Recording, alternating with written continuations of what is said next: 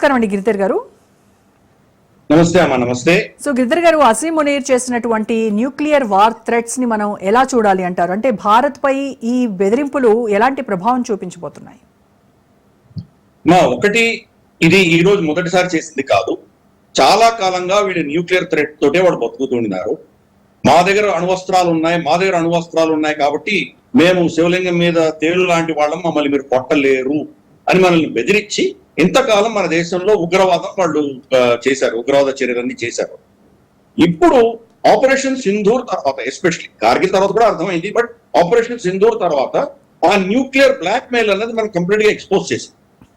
అంత ఘోరంగా ఓడిపోయినటువంటి ఆ సైన్యము, ఆ దేశము, వాళ్ళ ప్రజలలో మేమేదో గెలిచాం, మేము చాలా గొప్ప వాళ్ళని చెప్పుకోవడానికి, ప్రగల్భాలు పలకడానికి కోసం అని చెప్పి ఇటువంటి తాత్కాలిక చప్పులు చేస్తున్నారు. నిజంగా వాళ్ళు కనుక యుద్ధం చేసి వాళ్ళ మన మీద చేయగలిగితే ఇంతవరకు చేసి ఉండొచ్చు. ఎవరు ఆపారు వాళ్ళని? ఏదో ఒక కెనాల్ మీదనో ఏదో ఒక బాంబు వేసి ఉండొచ్చు. అది కూడా చేయలేకపోయారు. ఆ దేశం నుంచి వచ్చిన ఏ ఒక్క డ్రోన్ కూడా మన క్రిటికల్ అసెట్స్ మీద ఏమీ చేయలేకపోయినాయి.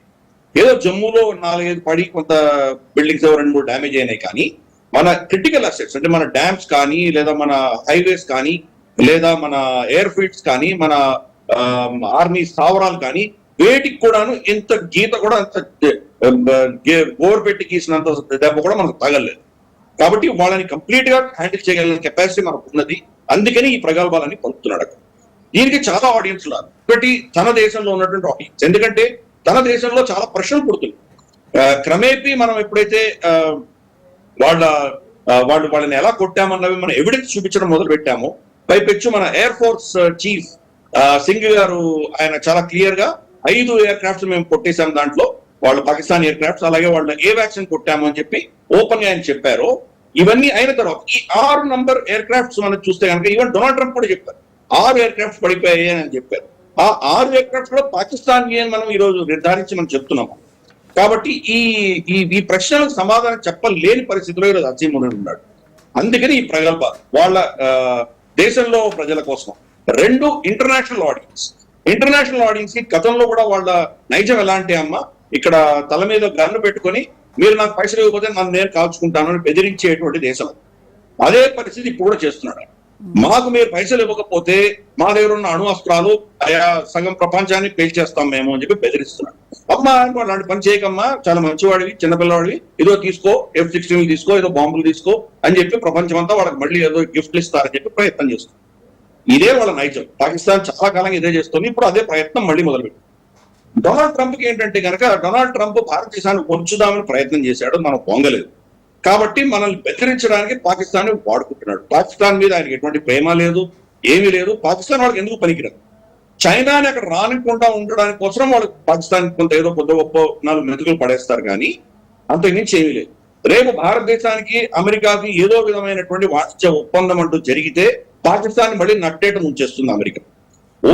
మన మీద ఒత్తిడి తీసుకురావడం మాత్రమే వాడుతున్నారు, అంతకుమించి వాళ్ళకి ఎటువంటి సీను లేదు.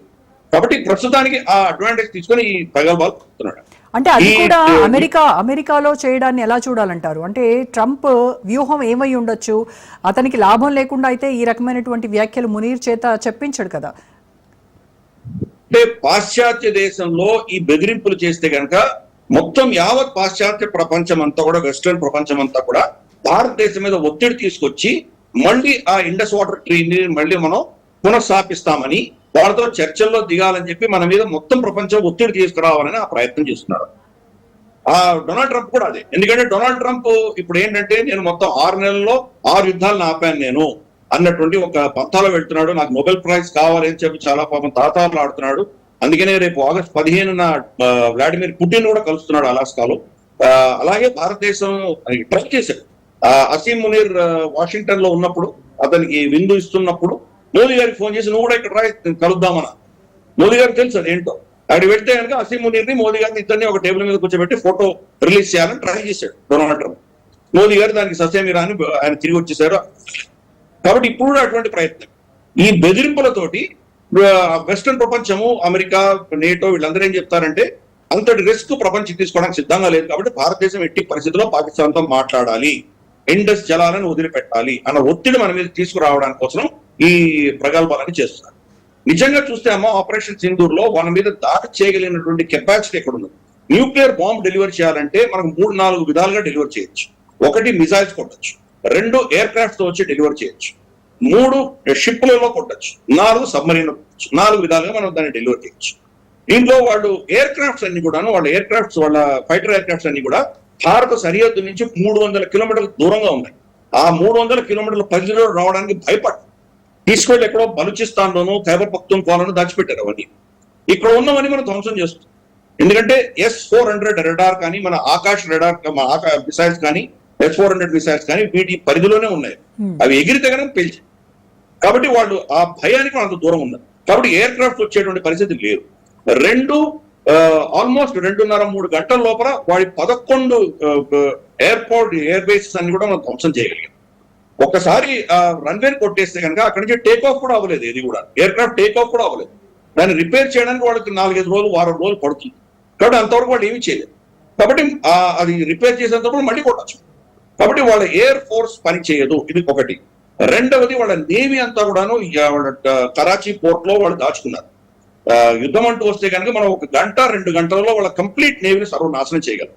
మన నేవీ చీఫ్ కూడా చెప్పారు, మనం ఆల్రెడీ దాన్ని అన్ని మనం టార్గెట్ ఫిక్స్ చేసి కూర్చున్నాం. గవర్నమెంట్ నుంచి పర్మిషన్ రాగానే కరాచీ గంటలో నాశనమైంది. అంత మనకు కెపాసిటీ. కాబట్టి అక్కడి నుంచి కూడా వాళ్ళు ఏం చేయలేరు. షిప్ నుంచి కానీ సబ్మరీన్స్ కానీ వాళ్ళు ఏం చేయలేరు. 3 మిసైల్స్ కొట్టచ్చు. మిసైల్స్ ట్రై చేసి షహీన్ అని హకఫ్ అని ఇటువంటివేవో కొన్ని వాళ్ళు ప్రయోగం చేశారు. షహీన్ అన్నది మన స్పేస్ దాటి లోపలికి వచ్చిన తర్వాత హర్యానాలో ఉన్న సిర్సాలో దాన్ని కొట్టేశారు. వాడు న్యూక్లియర్ బాంబు మన మీద కొట్టడానికి వాడేటువంటి మిసైల్ అది షహీన్ మిసైల్. దాన్ని మనం పేల్చేయగలిగాం. ఏంటో కొట్టాము? ఆకాశంలోనే కొట్టాము. S-400 కూడా వాడలేదు.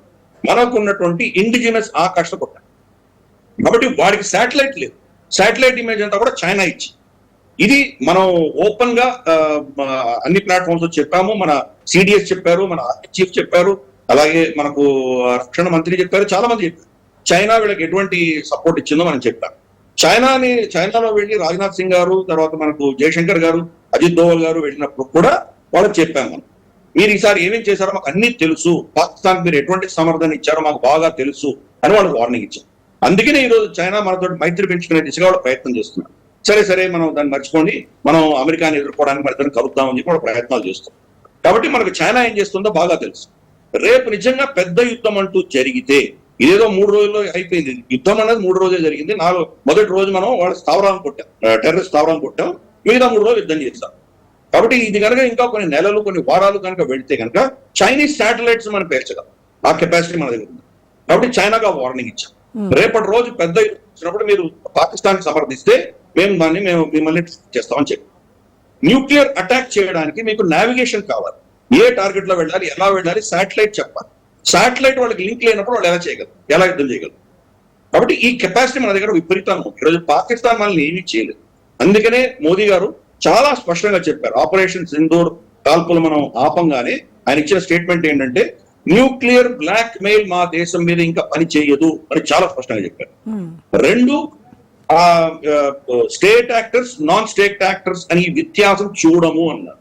అంటే రేపు ఏదో లష్కర్ తోయిబానో, ఇంకేదో జైషే మహమ్మద్ లేదా రెసిస్టెన్స్ ఫోర్స్ ఇటువంటి కొత్త పేర్లతోటి మా మీద మీరు దాడి చేస్తే మేము ఆ వాళ్ళని పాక్ సైన్యాన్ని వేరుగా చూడము, పాకిస్తాన్ సైన్యాన్ని కొడతామని చెప్పారు. వాళ్ళు ఏం బెదిరిస్తున్నారు? ఈస్ట్ నుంచి కొడతామంటున్నారు. అంటే బంగ్లాదేశ్ నుంచో మియన్మార్ నుంచో మన మీద దాడి చేసేటువంటి ప్రయత్నాలు, సన్నాహాలు చేస్తున్నారు. బంగ్లాదేశ్ నుంచి వచ్చింది కాబట్టి మాకేం సంబంధం లేదు, రేపు పాకిస్తాన్ చేదులుకునే ప్రయత్నం చేస్తుంది. కాబట్టి బంగ్లాదేశ్ నుంచి మన మీద దాడి చేసినా పాకిస్తాన్ కొడతాం. మొత్తం మన ఫిలాసఫీ మార్చుకుంది. ప్లస్ వాళ్ళ న్యూక్లియర్ సైట్స్ లో కొట్టారు. నూర్ ఖాన్ ఎయిర్ బేస్ లో మనం కొట్టిన దాడి, పాకిస్తాన్ ఇప్పటిలో న్యూక్లియర్ బాంబు కొట్టగలిగిన శక్తి వాళ్ళ దగ్గర లేదు. ఈ విషయం వాళ్ళకి పాకిస్తాన్ తెలుసు, కానీ కొన్ని తాటాకు చప్పుడులే, ఈ ప్రగల్భాలు తప్ప ఇంకేమీ లేవు. నూర్ ఖాన్ ఎయిర్ బేస్ లో ఏ కమాండ్ కంట్రోల్ స్ట్రక్చర్ నుంచి వాళ్ళు న్యూక్లియర్ కొట్టగలపో దాన్ని మనం కొట్టాం. కొడితే దాంట్లో సుమారు 100 మంది న్యూక్లియర్ అటాక్ చేయడానికి కావాల్సిన సిబ్బంది ఎవరైతే ఉన్నారు, అంటే బాగా ట్రైనింగ్ ఉన్నటువంటి వ్యక్తులు. న్యూక్లియర్ బాంబ్ అనేది రెడీగా ఉంటదమ్మా ఇక్కడ, దాన్ని 2 కప్పులు చేయాలి. దాని ఉన్నటువంటి మిసైల్ కిను, తర్వాత ఈ న్యూక్లియర్ మెటీరియల్ కి బాంబుని కలిపి తర్వాత దాన్ని పెట్టి కొట్టాలి. ఒకటే దగ్గర ఉంటే కనుక ఎవడో పిచ్చివాడు దాన్ని బటన్ నొక్కొచ్చు. కాబట్టి అటువంటి పరిస్థితి లేకుండా దూరం పెడతారు రెండింటిని. ఈ రెండింటిని కపుల్ చేసే టెక్నాలజీ ఎవరికో తెలిసి ఉండాలి. ఆర్డర్ ఎవరి దగ్గర నుంచి రావాలి, దాన్ని ఎలా దాన్ని ఇంప్లిమెంట్ చేయాలని ఆ కొంత ప్రోటోకాల్స్ ఉంటాయి. ఆ ప్రోటోకాల్స్ కి ట్రైనింగ్ ఇచ్చి వాళ్ళ నిజంగా వీళ్ళు భారతీయ ఏజెంట్లా లేదా మనవాళ్ళ, ఇవన్నీ కూడా నిర్ధారించుకుని వాళ్ళ మీద నమ్మకం పెట్టి వాళ్ళకంతా ట్రైనింగ్ ఇచ్చినటువంటి వ్యక్తులందరూ ఏ కమాండ్ సెంటర్ లో ఉన్నారో ఆ కమాండ్ సెంటర్ మనం పేల్చి మొత్తం చనిపోయారు. ఎంత దారుణమైన దేశం పాకిస్తాన్ అంటే, మామూలుగా మన దేశంలో ఒక్క సైనికుడు చనిపోతే ఆ ఘన నివాళులు అర్పిస్తాము, వాళ్ళ గ్రామానికి వెళ్తే కనుక గ్రామం ఊరు తరలి వస్తుంది అతని అంతిమ క్రియలు. కానీ పాకిస్తాన్ వాళ్ళ న్యూక్లియర్ బాంబుని కొట్టడానికి ఉన్నటువంటి ట్రైనింగ్ ఉన్నటువంటి వ్యక్తులు 100 మంది చనిపోతే వాళ్ళ శవాలు బయటికి తీస్తే శాటిలైట్ లో మనం ఎక్కడ చూస్తాము అని చెప్పి బుల్డోజర్ పెట్టి దాన్ని మూసేసి, అది వాళ్ళ అంత కిరాతకమైనటువంటి దేశం పాకిస్తాన్. కాబట్టి నూర్ ఖాన్ బేస్ మనం ఏ రోజైతే కొట్టామో, కొట్టిన అర్ధ గంటలోనే వాళ్ళు అర్జెంట్ గా అమెరికా దగ్గర పరిగెత్తారు, భారతదేశాన్ని ఆపమానండి అని. కాబట్టి ఈ రోజు పాకిస్తాన్ కి న్యూక్లియర్ అటాక్ డెలివరీ చేసే కెపాసిటీ లేదు.